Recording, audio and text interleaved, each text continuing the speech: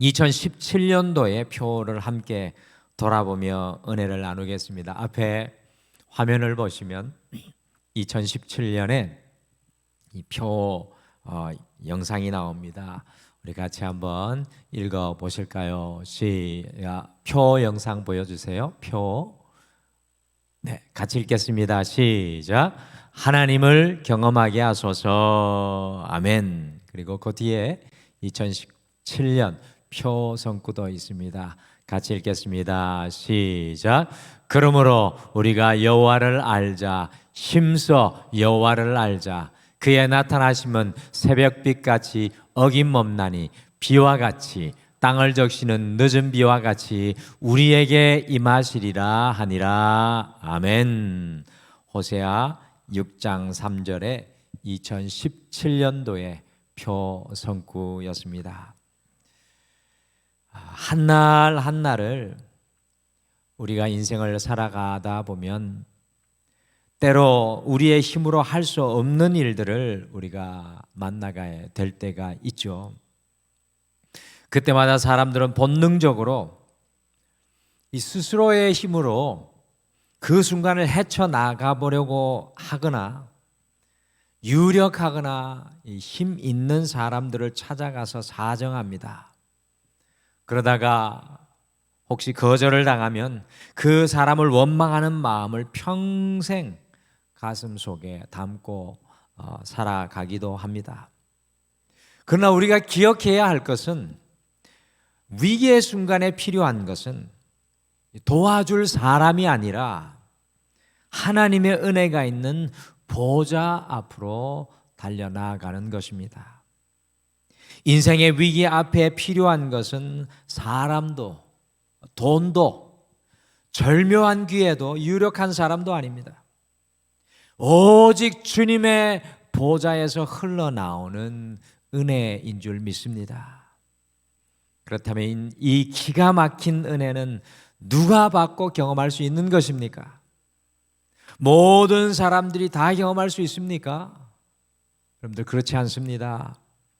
구원의 은혜, 하나님께서 우리를 구속하시는 은혜는 모든 사람들이 차별 없이 받고 누리게 되지만 하나님의 은혜는 은혜의 보좌 앞으로 담대히 나아가는 그 사람에게, 오늘 함께 읽으신 본문 말씀처럼 그 사람에게 주어지는 것입니다.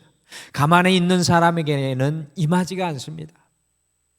우리가 하나님의 보좌 앞에 나아가 은혜를 베풀어 달라고 기도하고 그 도움을 구할 때 하나님께서 은혜를 허락해 주십니다.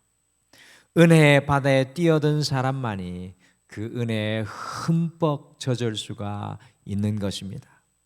그래서 오늘 2017년의 표를 하나님을 경험하게 하소서라는 표를 다시 기억하시면서 우리가 경험하고 살아가야 할 은혜가 무엇인지 함께 우리가 묵상하시겠습니다. 오늘 우리에게 필요한 은혜는 과연 어떤 은혜일까요? 첫째, 우리에게 필요한 은혜는 쌓아두신 하나님의 은혜를 경험하는 것입니다. 시편 31편 19절은 우리의 눈을 번쩍 뜨이게 할 만한 은혜를 우리에게 소개해 주고 있습니다. 같이 시편 31편 19절 말씀 화면으로 같이 읽겠습니다. 시작. 주를 두려워하는 자를 위하여 쌓아두신 은혜, 곧 주께 피하는 자를 위하여 인생 앞에 베푸신 은혜가 어찌 그리 큰지요. 성경의 수많은 아름다운 표현들 가운데 이 쌓아두신 은혜라는 말만큼 여러분과 저를 넉넉하게 하는 표현이 있을까요? 하나님의 은혜가 우리를 위하여 얼마나 많으면 쌓아둘 정도이겠습니까?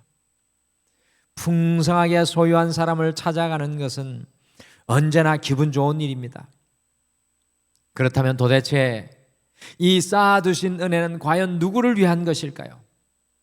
시편 31편 19절에 이 쌓아두신 은혜는 바로 주께 피하는 자를 위하여 인생 앞에 베푸신 은혜, 주께 피하는 자를 위해 인생 앞에 베푸신 은혜라고 합니다.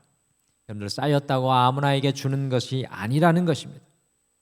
오직 세상에서 찢기고 상하고 상처받고 어려운 일을 당해 주님밖에 없다며 하나님의 품으로 달려든 사람에게 주시는 은혜입니다. 그래서 시편 기자는 인생 앞에 베푸신 은혜가 어찌 그리 큰지요라고 고백하였습니다.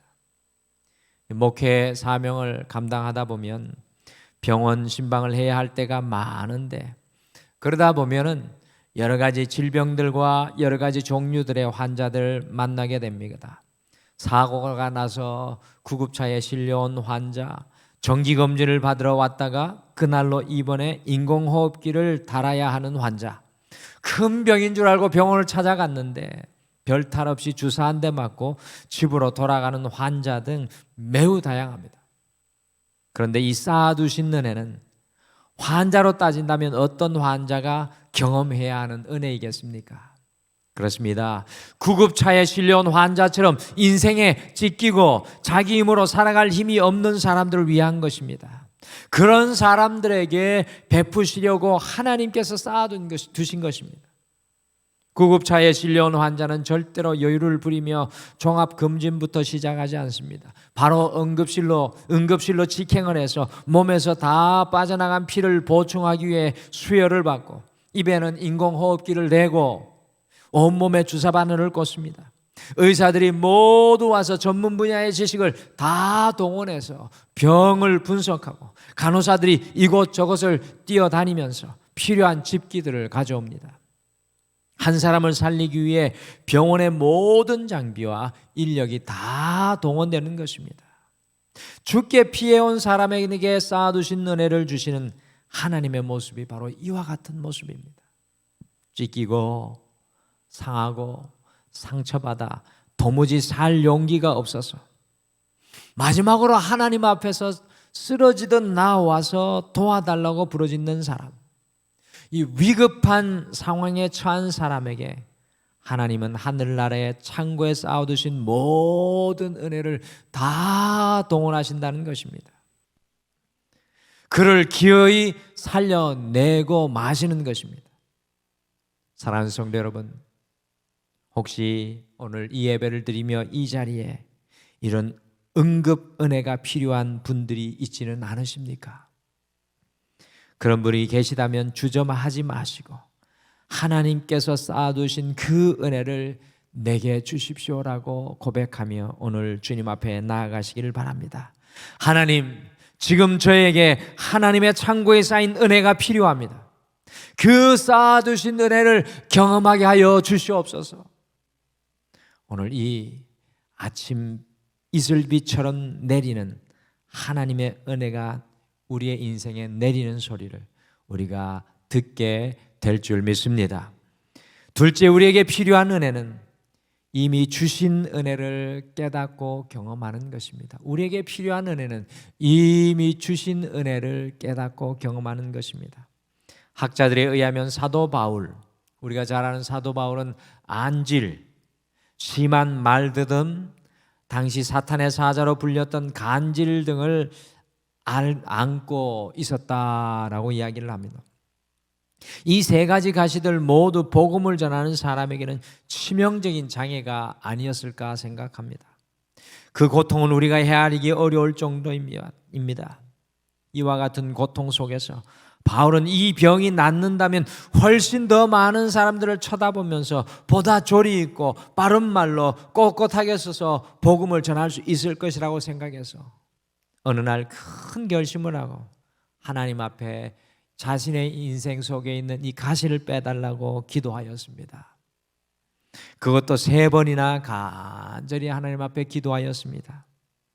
이 정도의 간절한 기도라면 틀림없이 하나님께서 응답해 주실 것이라고 생각했습니다. 그런데 사도 바울에게 주어진 하나님의 응답은 전혀 새로운 것이었습니다. 그 하나님의 응답은 바로 이것입니다. 내 은혜가 내게 족하도다. 내 은혜가 내게 족하도다. 참 당황스러운 하나님의 응답이었습니다.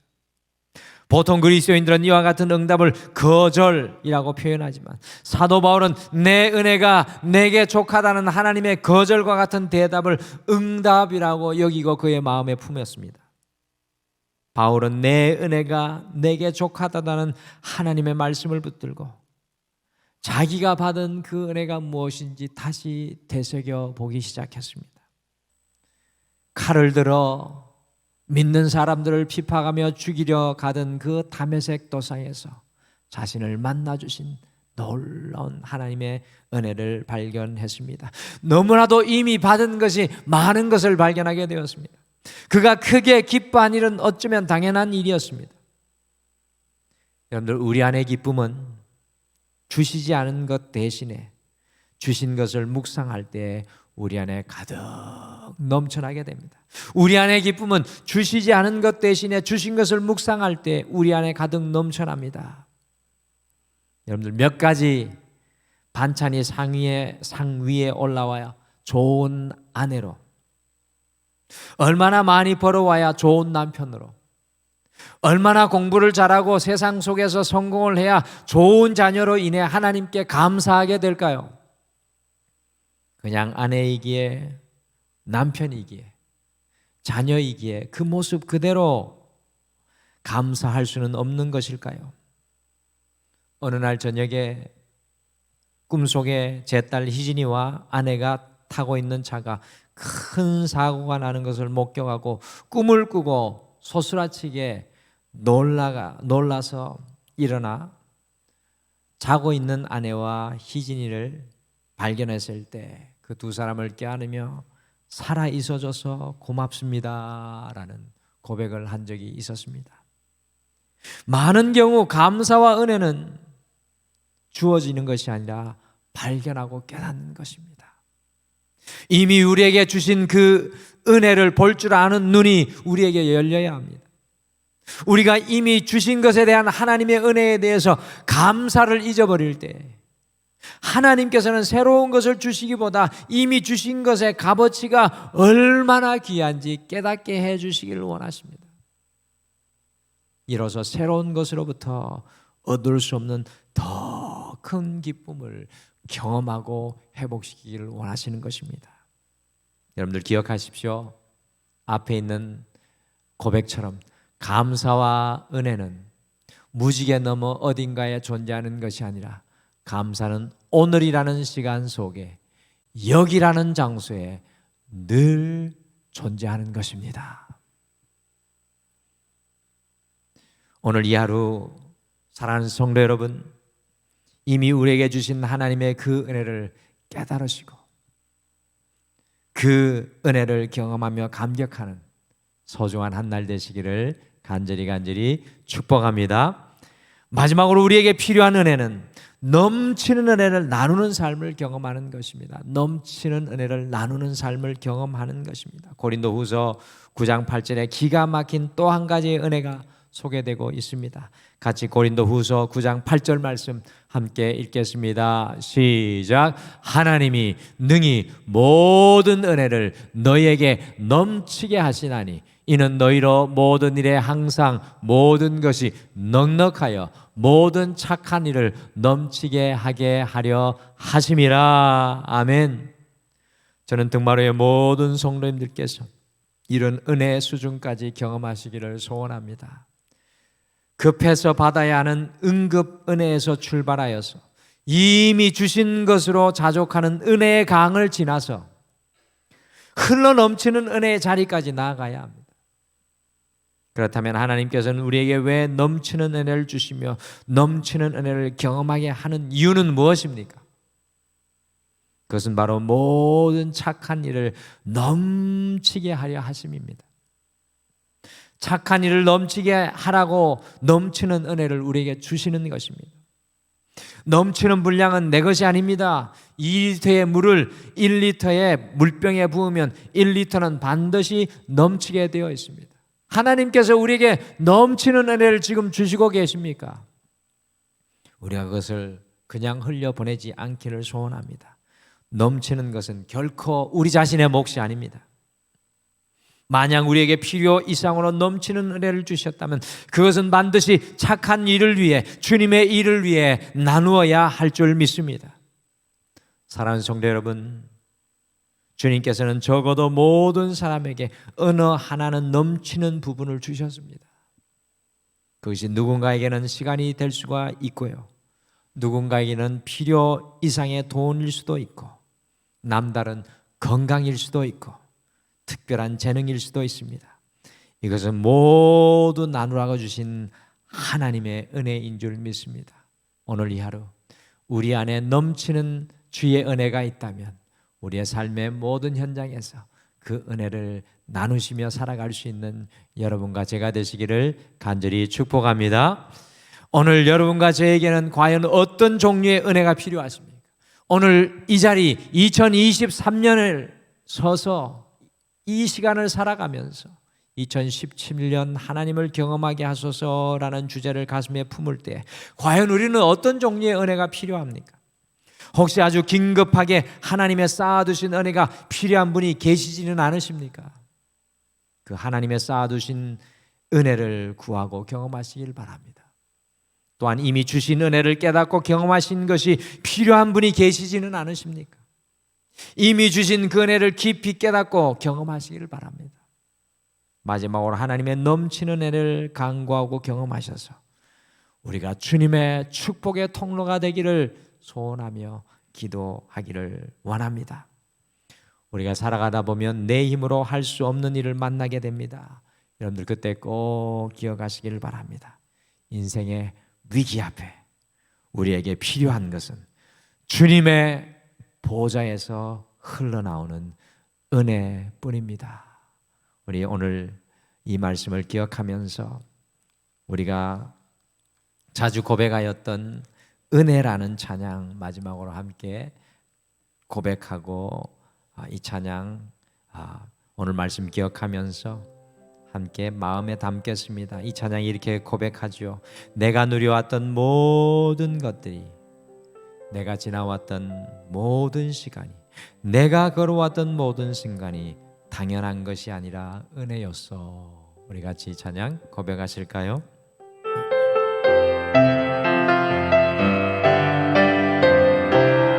내가 누려왔던 모든 것들이, 내가 누려왔던 모든 것들이, 내가 지나왔던 모든 시간이, 내가 걸어왔던 모든 순간이 당연한 것 아니라 은혜였소. 아침 해가 뜨고 저녁에 노을, 봄의 꽃향기와 가을의 열매, 변하는 계절의 모든 순간이 당연한 것 아니라 은혜였소. 모든 것이 모든 것이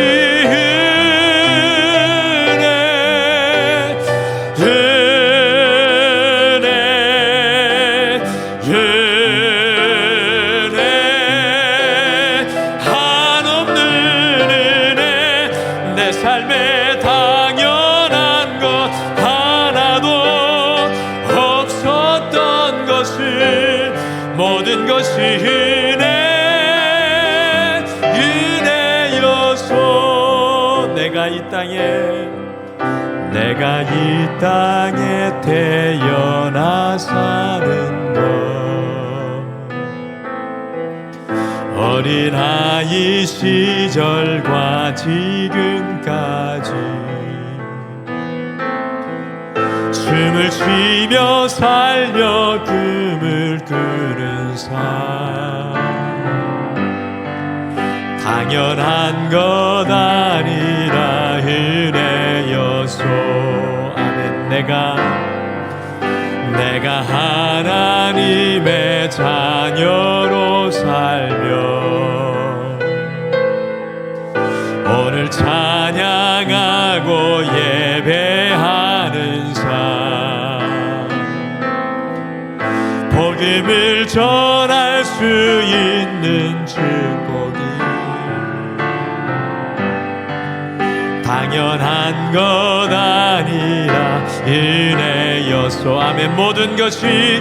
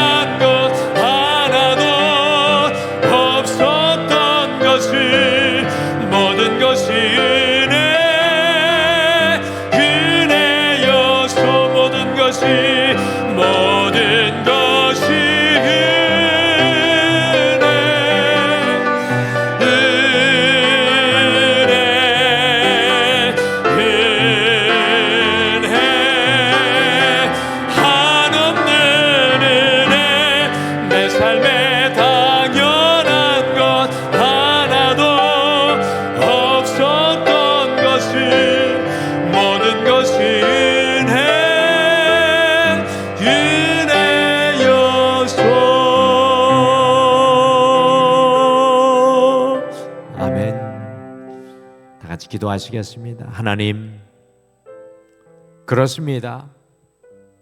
우리의 인생에 필요한 것은 세상 사람들이 쫓아가는 돈도 명예도 성공도 아니라 하나님과 함께하는 은혜인 줄 믿습니다. 주님, 혹시 이 자리에 인생의 환난과 어려움과 나심과 절망 속에 있는 성도들이 있다면 주님의 쌓아두신 은혜를 오늘 저들에게 채워 주시옵소서.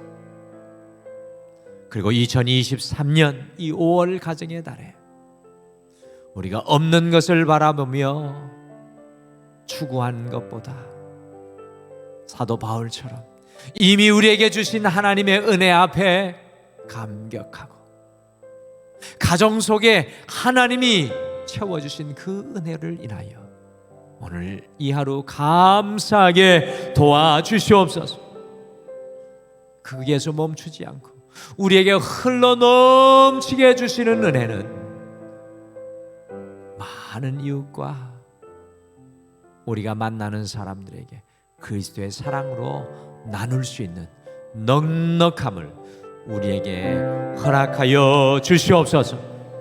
날마다 하나님의 은혜의 보좌 앞에서는 주의 종이 되기를 소망하며 예수님의 이름으로 기도드리옵나이다. 아멘. 하늘에 계신 우리 아버지여, 이름이 거룩히 여김을 받으시오며 나라가 임하시오며 뜻이 하늘에서 이루어진 것 같이 땅에서도 이루어지이다.